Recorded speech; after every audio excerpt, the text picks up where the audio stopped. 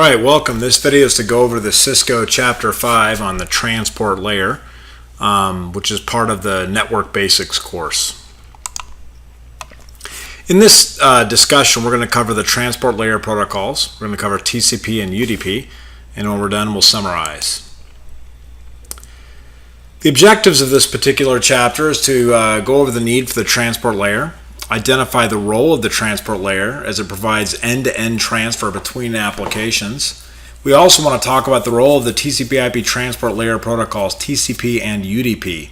We want to explain the key functions of the transport layer, mainly reliability, addressing, and segmentation. We want to talk about TCP and UDP and how they handle key functions. And we want to identify when it's appropriate to use either TCP or UDP. Most people don't know that TCP/IP actually has multiple transport layer protocols. The two that we're going to talk about mainly is TCP and UDP. Both have different methods of functioning and both do different things, but both of them handle a particular role, and that's the role of the transport layer. The transport layer allows an application on your computer or on your server to actually talk to the network. Basically, the application layer protocols present their application data to the transport layer. The transport layer then takes that application data, bundles it together into what is called segments or datagrams, and then prepares them to be transported on the network. Hence the name transport layer. The role is to establish a temporary communication session between two computers. This is the first time that your two computers are actually talking via a session. So the TCP protocol, or Transmission Control Protocol, actually establishes a live session between the two computers, negotiates those session parameters, and then sends. UDP is a little bit different.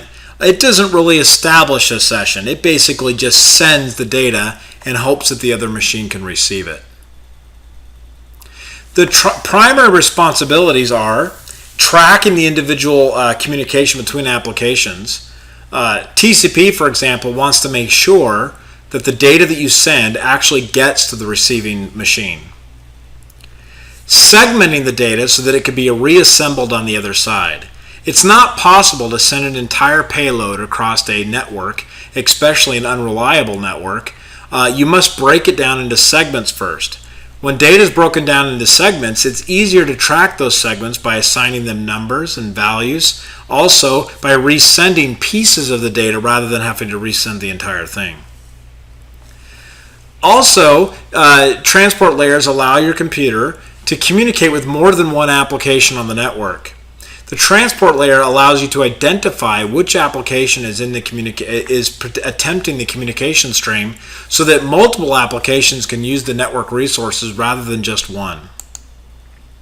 Some people call this multiplexing. Multiplexing is basically the ability to segment the data and identify which application on your machine uses this data.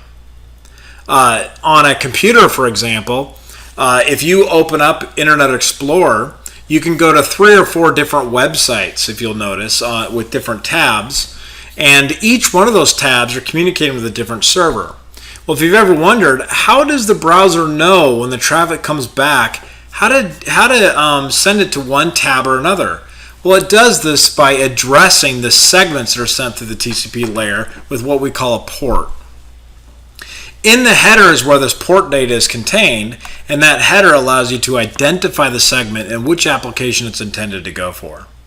This way, your computer is capable of doing multiple things at once with the TCP/IP protocol, such as instant messaging, web pages, voice over IP, video, all sorts of things like that, because each application using the TCP/IP protocol can be identified with a port number. The transport layer protocol is a protocol that is considered reliable. UDP is considered unreliable. The reason TCP is considered reliable is it actually does a special process to make sure that each of the segments that are sent out from your computer actually received by the other end. It does this through a process called acknowledgement. Not every segment is acknowledged, but segments are acknowledged in a fashion so that your machine would know if one or more segments was dropped and not received during transmission. Okay. TCP has more overhead than UDP, obviously. If you're going to do an extra mechanism to make sure that the segments get to the other end, then TCP is going to have overhead. UDP has really no reliability at all. Basically, the computer just sends the transmission and hopes that it gets there. Therefore, it takes a lot less data in order to transmit the information. So you have a trade-off. And so when you're an application developer and you're writing an application, you would like to use the network and you want to communicate with the transport layer, you have to decide which protocol are you going to interface with, TCP or UDP. TCP, in fact, what you look at here is basically what the header looks like. The header has some important information in it. The most important information is what is called the source port. The source port and the destination port tell your machine which application it's trying to talk to, and when the other application receives it and sends it back, which port to send it back to. Port numbers range from 1 to 65,535, and each of these ports are different. So TCP has its own range of ports, and UDP has its own range of ports. There are some common port numbers, which we'll talk about in a minute, but for example, HTTP, or the web protocol, uses port 80, and port 80 allows web communications coming to and from a server. Now, your server will listen on port 80, but your web browser doesn't talk on port 80. Your web browser uses another port number. Usually the browser will just pick one randomly from the range of 60,000 port numbers. You also have a sequence and an acknowledgement number. These numbers are used in tandem in order to sequence and then acknowledge TCP segments as they're transmitted across the network. You also have a very important field called window. Window establishes the exact amount of segments that can be sent across the network. Some protocols do this differently. The TCP protocol does this by byte size. So the window gets set to be a certain size in terms of bytes, and then that window. So for example, you might have an 8K window size. Therefore, we can send 8K chunks at a time to this receiving machine. Windowing is the way that TCP handles a concept called flow control. TCP was introduced with RFC 793. If you remember, last week I talked about RFCs. 793 is definitely worth a read if you have time to go to ietf.org and look up RFC 793. It is considered a connection-oriented protocol. What that means is that it establishes a session. TCP establishes a session through what is called a three-way handshake, meaning the sending machine sends a message, the receiving machine acknowledges a message back, and then the sending machine sends a message again. This way, the two machines can synchronize their acknowledgement and sequence numbers prior to a transmission occurring. It is also reliable. TCP is reliable, meaning that data is typically not lost. If something is lost, if a segment gets dropped, then it has the capacity to resend if necessary. It also orders the segments. As you can well imagine on the internet, for example, when TCP segments go out on the internet, they don't always follow the same path, and they don't always arrive at the same time. Segments may arrive out of order when they come to the receiving machine. And when they do, TCP needs to have the capacity to reorder them if necessary. Flow control. Obviously, the internet and other networks can experience congestion, and there needs to be the ability to establish how much a TCP sending machine can send out at a given time. This is a negotiation that occurs between client and server. The two negotiating machines using a TCP protocol negotiate during their handshake what their initial window size will be. They do this so that they can establish a flow control of how many segments in terms of bytes are sent across the wire at any given time. TCP is also stateful. It keeps track of the session, and knows what the next sequence number will be. Therefore, it can keep track of what is coming next. And this is the way it is considered stateful. So we know what state the transmission is. Is it in its initial handshake? Is it in data transfer? Or is it in its closing or wrap-up phase? So it is a stateful protocol. UDP. UDP was defined in RFC 768. It is connectionless. It does not do the three-way handshake. It is unreliable, meaning if we have a dropped packet, it either doesn't matter to it, a dropped datagram, it either doesn't matter to us, or trying to resend it, it doesn't make sense. A perfect example is in voice over IP. If you're doing a voice over IP communication, such as on a WebEx session or a CCC Confer session, and let's say a voice segment gets dropped, it doesn't make sense to resend it because a voice is a stream. And we couldn't take my verbiage or my words and reorder them and resend them back. Otherwise, we get really stuttered communications. So anytime you're dealing with a streaming protocol, such as RTP or real-time streaming protocol or any video type protocol like that, there is no order delivery, and therefore there is no need for reliability. So UDP obviously does not reorder when they were received. There's no flow control. It just sends and hopes the other machine has the capacity to receive.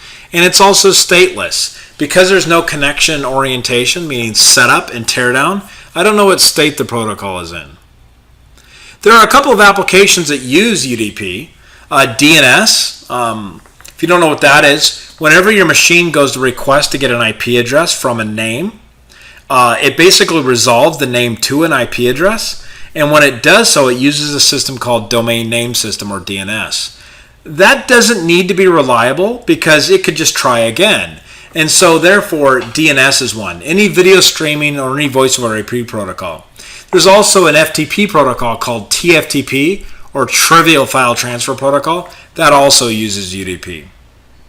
Most things that you use every day, like FTP, File Transfer Protocol, or HTTP, Hypertext Transfer Protocol, both of those protocols use TCP.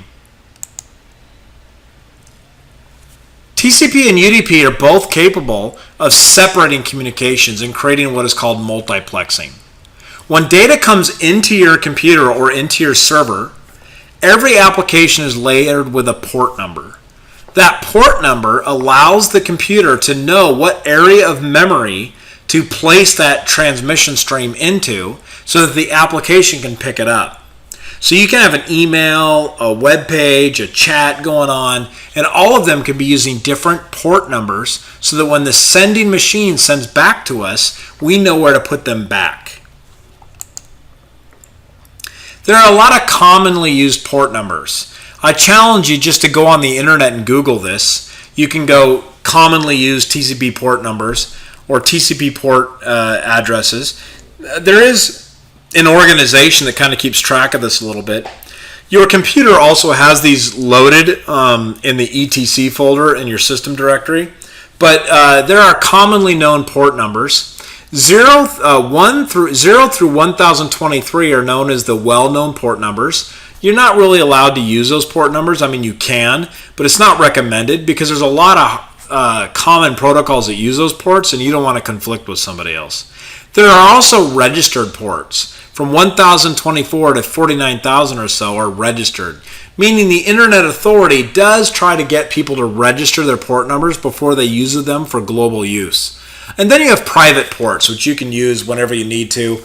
And they're also sometimes referred to as dynamic ports.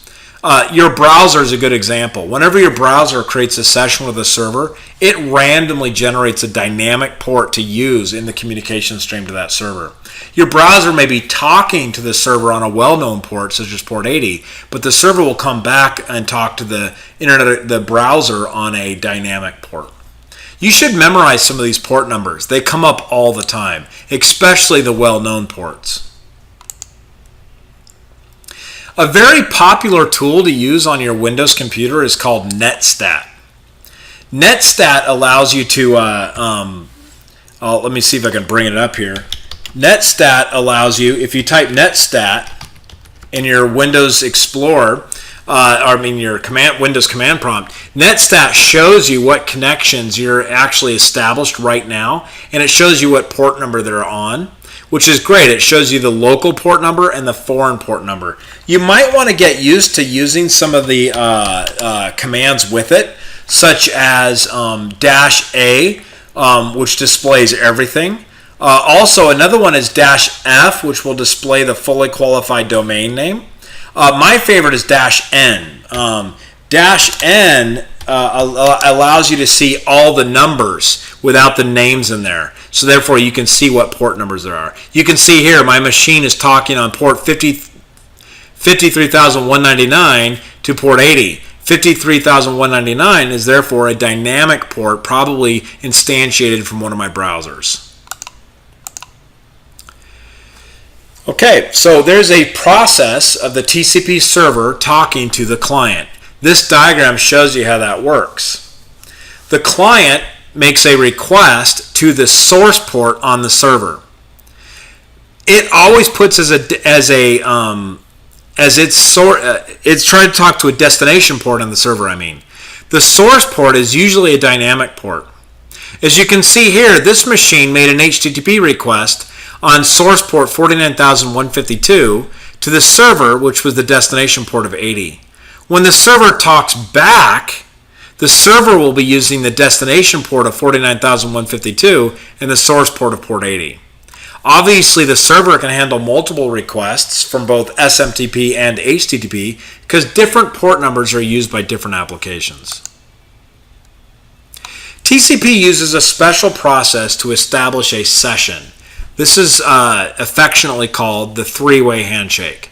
It's called that because it actually requires 3 segments to be sent back and forth in order to establish this. It allows the destination device know that a machine is trying to communicate with it. It also lets the machine know there's an active service and what port number wants to communicate with you, and it establishes things like window size and acknowledgement and sequence numbers. Here is a Wireshark. By the way, if you've never done it before, go to Google right now and go to Wireshark, Google for Wireshark, and download the Wireshark utility. Wireshark allows you to actually capture packets on your network and analyze them. Even more important, though, than that, Wireshark, if you go to just Google sample Wireshark captures, you can actually download pre-captured Wiresharks that you can analyze in Wireshark and get a good look at things like this. This picture shows you what one of those looks like, and you can see right here, this is a three-way handshake occurring between the two machines. Notice that the TCP sequence sets the synchronization flag. It sets a flag called SYN, S-Y-N, and it does that to create an initial sequence number. It also creates a randomized sequence number. It'll create a source and destination ports. And this particular one is talking to HTTP or HTTP on port 80. So what we just saw was port 1. In fact, I will go back to that. This is step 1, which is the initial request. The client requests, basically setting the SYN flag. It sets its source port as 1069, and it's talking to port 80. Notice the sequence number is 0 in this case. When the server sends back, notice that it alternates the source and destination port, right? And it sets a flag called ACK, or acknowledgement, meaning that I'm going to acknowledge you, right? And it's going to acknowledge with a 1. So because the synchronization flag was a 0, I'm forward acknowledging back with a 1, letting it know that the previous one was received. And notice that the source and destination port have been flipped. The client then communicates back by incrementing the acknowledgement number and by switching the source and port. And basically, the client is acknowledging the server's communication. So look at it this way. The client sends out a synchronization request. The server acknowledges that and also sends a synchronization request. The client then responds by acknowledging the server's synchronization request. And that's basically the three-way handshake. Order delivery is an important concept to understand. Okay? And basically, if you take a look at this, you have segments that get sent out in an ordered fashion, and they arrive maybe out of order. And the machine, because the segments are each numbered, it is allowed to reorganize them when it arrives in the buffer on that machine. By the way, we call that buffer in TCP communications the window. Therefore, window size is extremely important. It's one of the things that we negotiate during the TCP communication. Window size actually sets the amount of data that can be sent before an acknowledgement is received. This is very important. So let's say I send out 10 segments. That's good, but it wouldn't be good if every one of them failed, because TCP would have to re-acknowledge every one of those before a communication could be sent again. So you have to play a game here, and the computers do this for you. But if the window size is really big, the communication is much faster. The reason is because I'm acknowledging fewer segments.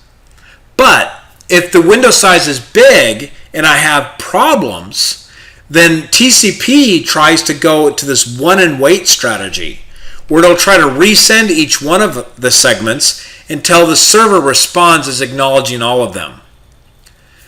If you have a really small window size, you don't have this problem where you need to worry about one and wait. But the challenge is it takes longer to communicate because you're acknowledging more segments.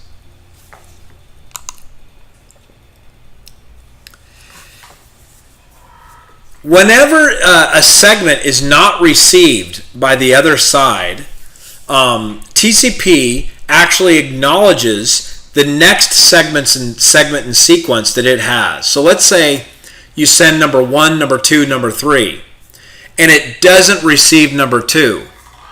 Then what will happen is it will forward acknowledge number 1, meaning I got number 1, but I did not get number 2. It does not let the sending machine know that it got number 3. Consequently, this is what we call forward acknowledgement. This receiving machine always acknowledges the next sequence the next segment that it needs in the sequence, and this is called forward acknowledgement. Window size then allows us to control the flow of how much can be sent before we have to start doing too many acknowledgements. Here's an example of window size. I'm sending 1500 bytes, and notice on the first sequence number, I sent 1500 bytes. The receiver received 1 through 1500. So the principle of forward acknowledgement is it's going to acknowledge 1501. It's going to acknowledge the next one it needs, right? So the sender is going to send. By the way, before I go much further, sender and receiver both use forward acknowledgement back to each other. Both sides are acknowledging each other's data as it's coming across. If something gets dropped, right, does not make it, then it only acknowledges what it doesn't have. It doesn't let the sending machine know that it got other stuff. The sender machine is then going to send the group that it missed, or the element that it missed, and if the receiver gets them all, it'll then forward acknowledgement for the next group of bytes. Okay? TCP uses a combination of sequence numbers and acknowledgements, sequence acknowledgement on both sides to create this process of communication. If you lose segments, this can become extremely problematic. In fact, if segments are dropped, what ends up happening is the application ends up timing out because TCP just takes too darn long. This is why sometimes we get application timeouts, like with HTTP. A new development in the TCP world is called selective acknowledgements, or SACs. Selective acknowledgements is an implementation of TCP that overcomes the inefficiency of TCP acknowledgments. UDP, it's definitely low overhead, but there's no reliability. Simple protocol that simply does transportation, and it can handle a small loss of data. For example, if I was sending my voice over the internet, I'm okay with a couple things dropping here and there. People can generally understand what I'm trying to say. Applications that cannot tolerate a delay, such as a real-time streaming protocol, like your Netflix movie. You can watch Netflix, but you're okay with something being dropped, but what you're not okay with is delay. So all of these things you see here below are what UDP uses. UDP is very commonly for online games because there's one thing online gamers can't handle, and that is delay. Datagrams are reassembled just like TCP. And the UDP server-client communication uses port numbers just like TCP. And there is no acknowledgement and sequence numbering with UDP.